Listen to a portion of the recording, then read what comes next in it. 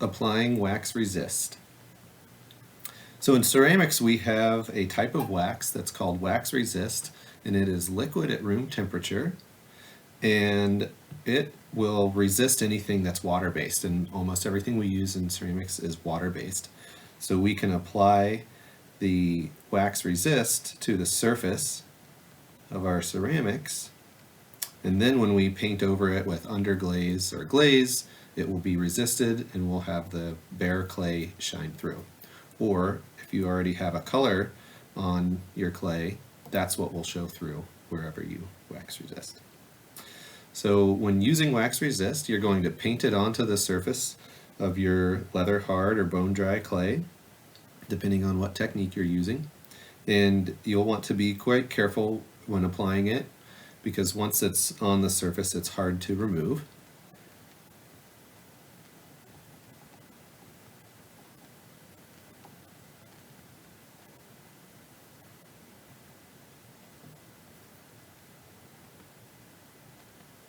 You only need a thin coat.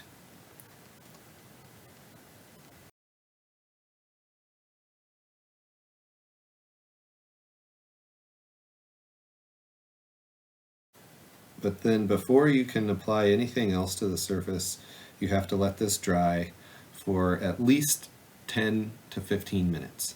It should not be tacky or glossy any longer when you go to apply an underglaze to the surface.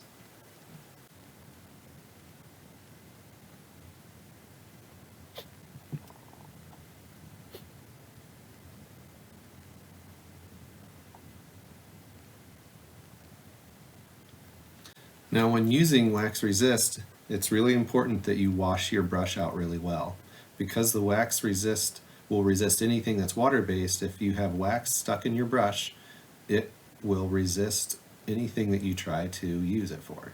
So make sure that you wash it out immediately, and it's best to use hot water when rinsing out wax resist.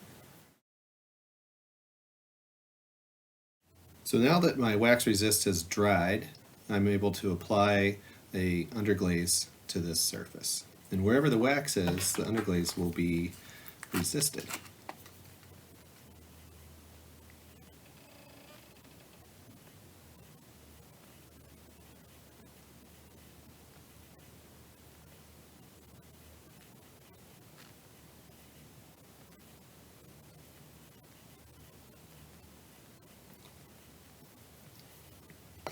Now you can see that there's a few little drops of underglaze that are sitting on top of the wax. We don't want to leave those there because they may not stick to the piece at all, or they might fall off and fall onto the kiln shelf and could cause problems in our firing. So what we want to do is we'll take our sponge with a little bit of moisture in it, and we can just lightly dab on top of the waxed area and pick up those drops of underglaze.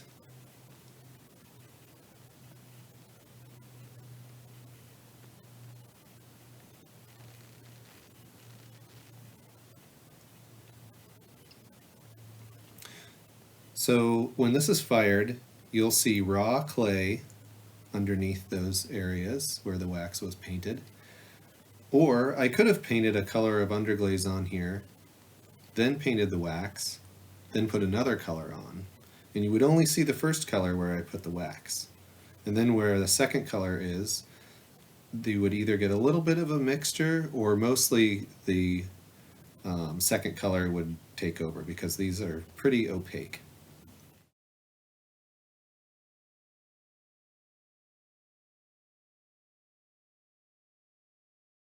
Now I have this bone dry piece of clay that I put wax on, and the wax is dried, and I'm going to use a technique called water etching.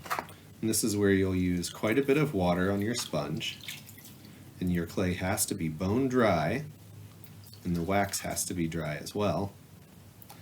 And then you wipe away with a wet sponge,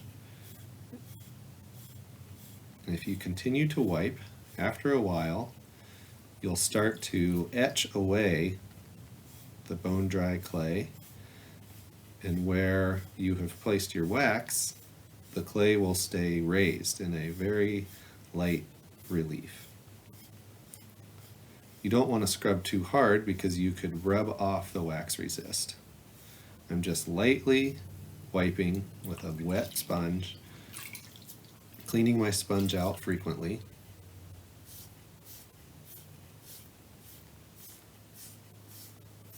Now the clay that we're using, it has a lot of grog in it, and that grog will not wipe away very easily with the sponge. What the sponge is doing is pulling away the really fine particles of clay. So you will reveal a gritty texture when you're doing water etching with this clay.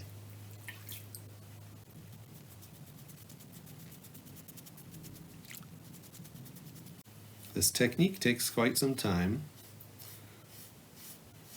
but as you can maybe start to see, the areas where the wax are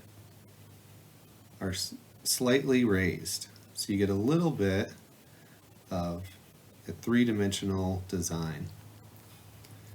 Now if I had painted a color of underglaze first, then put the wax on, then water etched, I would be leaving these raised areas colored with whatever color underglaze I put there.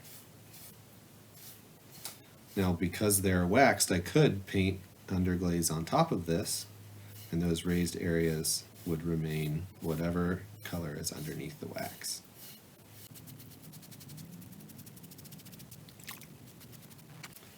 Let's try it.